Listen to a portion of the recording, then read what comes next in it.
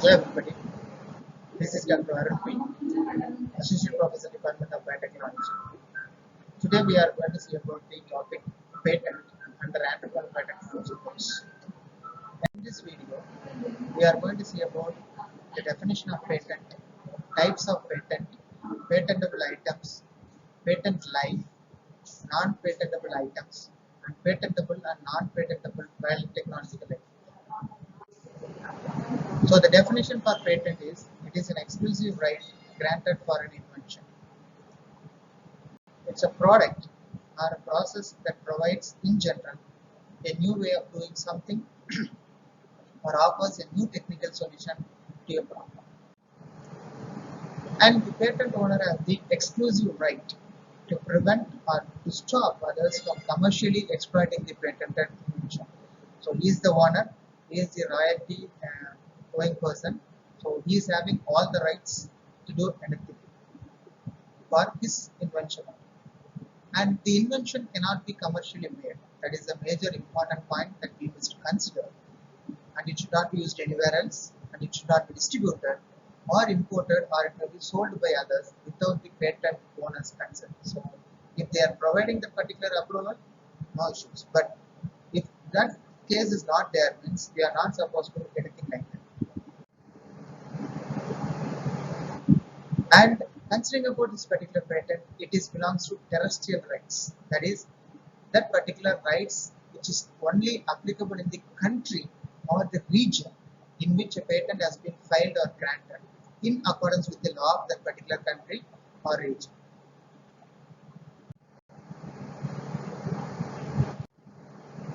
So coming about the patent types, the first one is utility patents. It is the most common type of a patent, and these are granted to the new machines, chemicals and process. And the design patents are, which are all granted to protect the unique appearance or a design of manufacturing objects. Such can be a surface ornamentation or overall design of the object. And plate patent, actually that belongs to the biological science. They granted for the invention and asexual reproduction of a new and distinct plant varieties, which includes hybrids also, formation of hybrids. And the major important concept where we people must consider for the invention, for qualifying the particular invention into a patent, it must have two important words. One is it must be novel and it must be non-obvious. So coming to the patentable items, so it may be a computer software or computer hardware, even that is applicable for mobile manufacturing industries also, and the chemical formulas, processes, and genetically engineered bacteria, plants and animals, even drugs, the medical devices which are utilized in the medical industries, and a furniture design, which is a new one or novelty one, or it doesn't have any previous oriented copy oriented one, that we can have to keep it. Maybe jewelry or fabrics and fabric design or musical instruments. Coming to the important topic in our video, the patent life. That is, what is the methodology to follow this particular filing a patent, right? So this particular filing a patent is a very much important factor in order to gain the exclusive right of a particular invention. So that is basically based on the prevention of the others to copy, and that can be considered as protection of an invention. So this filing a patent application is very much necessary for the protection of an invention, and also it restricting others from copying the patent is invention technology. So copying must not be there, but it must be in a documented oriented one, that you are the owner for that particular invention. Then the copying is automatically prevented. So it may be a new invention or it may be a new technology that can be protected in a very perfect. So coming to this particular flowchart, what are the things we people have to follow in the patent life? The first one is the patent searches, and second one is patent filing, third one is prosecution, and another one is post grant litigation. So we'll see one by one. The patent searches, it is like how Google are doing the Google search. This particular patent search, it's not only help to evaluate the novelty of an invention, but also give an idea of prior or potential competitors or potential infringing technologies. So while we are before filing the patent, if we do this particular patent search, so we can able to get whether somebody has done the work in a very prior manner, or if a person who is doing a little bit similar of our work, what we people are confirmed, or maybe some infringement on there, that we can able to get the information regarding that one, so that we can able to get a clear cut idea about our filing of patent. And this infringing, which indicates it's an actively break the terms of law and agreement. So it is simple, without their knowledge, without acknowledging them. So we are using that particular product invention or novelty of the particular invention. Definitely that particular code we can able to call it as it's infringing. And this particular patent searches will allows an inventor to continue or to make modifications to his invention in view of this in order to better his or her chances of getting a patent. So definitely the patent search will provide more amount of opportunity to go for a modification or alteration, or maybe thinking in a different way, execute the particular invention formulation in a different way, so that they can able to make that particular inventing product is going to be a perfect one, so that it is very much easy for the particular person to get the patent in a very easy way. So that is the major advantage of this particular patent search. The next point is patent filing. So while you are going for this particular patent filing, there also we are having the application. So while we are going for the filing the application, at the time of filing, the particular draft must be taken in a very keen manner, and it must be prepared in a highly professional manner. So they do go that particular application, but how you are representing your filing is very much important over there. And also, it helps to ensure that the invention is fully described and claimed. So if they see that particular application, it must be completely understandable by the person who is going to evaluate that particular application. So that much amount of input we have to provide in that particular application.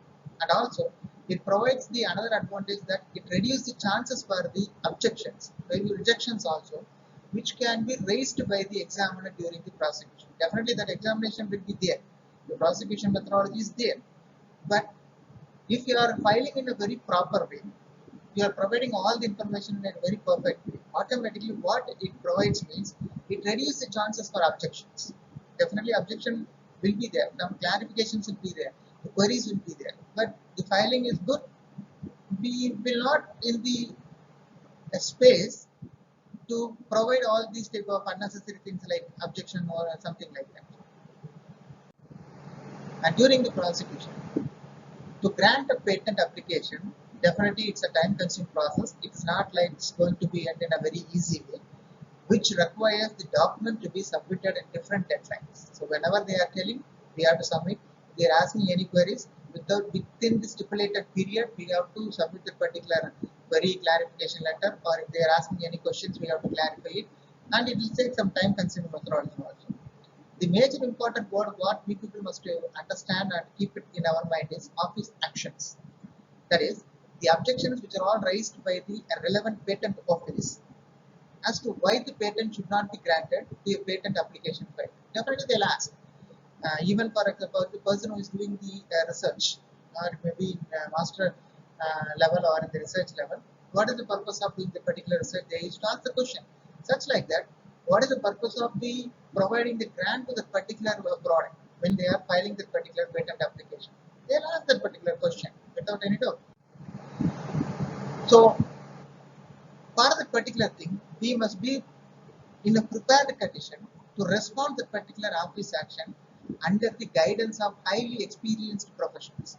Maybe the first time you are filing the particular patent application, but some patent agents are there, some patent office persons are there, so they are very experienced persons, they are professional in that particular field. So if you are getting the guidance from that particular persons, automatically the risk factors will be mostly eradicated. So that advantage we are having. And also it reduces the possibility of further back and forth communication between the examiner and the inventor, which takes the time, effort, and money. So automatically, in order to reduce these type of risk, for example, consumption of more amount of time, how much amount of effort we are providing to that particular concept, how much amount of money we are spending, all these can be eluded. That's a big advantage what we are having. We are having the person who are all guiding for filing that particular patent application, those who are the highly experienced professional in that particular field. And a well-drafted response to office action, which always tends to be cost-effective and lesser time consuming. If the draft is perfect, whatever they are in need, how we are going to provide it in a very perfect way, that which also will create the most cost-effective. It's a reduction of time, reduction of money, and also time consumption is there. So automatically we can able to have a little bit amount of free of mind. And the last one is the post-grant litigation. Actually, when you are considering about the life cycle or the tenure of the particular patent is around 20 years from the priority date. The priority date means the date the patent application was first filed by the inventor. And a grant of a patent can be objected any time within the span of these 20 years if anybody is objecting the particular thing. So that possibility is already there. So we must be very much clear and cautious to that particular answer. And in post-grant litigation, if the objection is raised, is found valid. Okay, somebody is raising the objection. Okay, it is not that much valid. What is the purpose of you have given the patent to this particular product or invention, whatever it may be? Definitely, the patent is liable to cancel within immediate effect. So they do that one. And in order to properly handle such objections, it is advisable to take assistance from the reputable law firms. So we should know all the bylaws and everything, and it must be focused on the patent-related laws in the relevant jurisdiction. So where we are going to file the particular patent in our jurisdiction, we must be very much aware of this particular law firms and patent-related laws, so that we can able to get this particular patent agent help or the highly professional helps. So they'll help us a lot in order to minimize the risk factor in this particular patent file registration. So this is the overall view what we have to perform when we are going for this particular patent life. The first one is the patent filing. That may be provisional or it may be a complete one. So if it is provisional, what it means, the complete one, it must be filled and filed within 12 months from a professional filing date.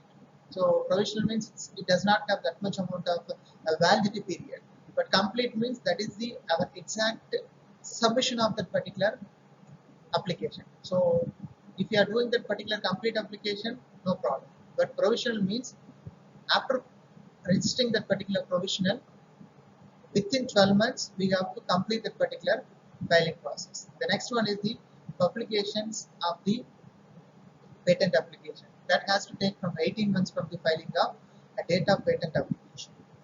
And the second one is request for examination. It's to be applied within 48 months from the filing or priority date of patent application. So we can able to go for that particular request for the requesting for examination. And another one is examination of patent. First examination report launch will be there. Then response of first examination report will be there. This response submitted within 6 months, which can be extended up to 3 months. So totally 9 months we can able to keep it. Then it will come for the hearing. So in the hearing, if it is satisfactory, it will go for the grant, and you have to pay this particular renewal fee for 20 years. If it is in the hearing, we are not satisfied with our queries which was raised by them, automatically it will go for the refusal content. So that will have this particular next step. What we can able to do is appeal to appellate. And this is another presentation, like what is the patent life cycle. The first one is invention disclosure. So how you people are going to do that one. What is your product? It is a novel one or non-obvious. All the things we must consider. Another one is pre and art search. We must search for whether somebody has already done it or something like that. Then patent filing process, the prosecution, the examine, filing, everything will be there. And enforcement, which comes to the as a patent filing one with the patent number, we can able to use it as a that is exclusive right. And for this patent life, the patent term calculator is there. So to file this particular patent, it will cost around 45,000 to 65,000 bid. And this is assuming that you have hired a patent agent professionals. They are hiring it for a patent search, writing and filing patent application for invention. So you have to pay for them also. And it's a data. In 2017, Indian Patent Office granted around 12,387 patents, which are substantially from 8,248 in 2016 and 6,022 in 2015. It is gradually increasing. And what are the non-patentable items? It may be a discovery, a scientific theory, or a mathematical method, or aesthetic creation, or it may be a scheme, or a rule, or a method for performing a mental act, playing a game, or doing business, or a computer program. And a presentation of information, a procedure for surgical or therapeutic treatment, to be diagnosed, or to be practiced on humans or animals. And coming to our biotechnological, it's a methods of producing or analyzing proteins, and they are used in analysis method or a medicine product. It's a patentable one. Maybe proteins, DNA sequences, microorganisms, and construct of human body. Maybe an example of cell, which are all already exist in nature if they arise from the natural environment, are produced by a particular procedure, and that should not be described or elaborately given in the previous slide. Or maybe a gene, which is isolated and given a new task as a medicine product or maybe a diagnostic tool, and genetically modified products such as plants and animals. And non-patentable biotechnical inventions are few discoveries such as discovered but not isolated, or further described with parts of animals, plants or microorganisms, maybe plant varieties and animal breeds. And inventions that are contrary to public or morality, which society regards as unethical and unacceptable. So coming to the conclusion or a nutshell, we could have seen the definition of patent, types, patentable, non-patentable items, a patent life, and patentable, non-patentable biotechnological invention. Thank you for watching this video.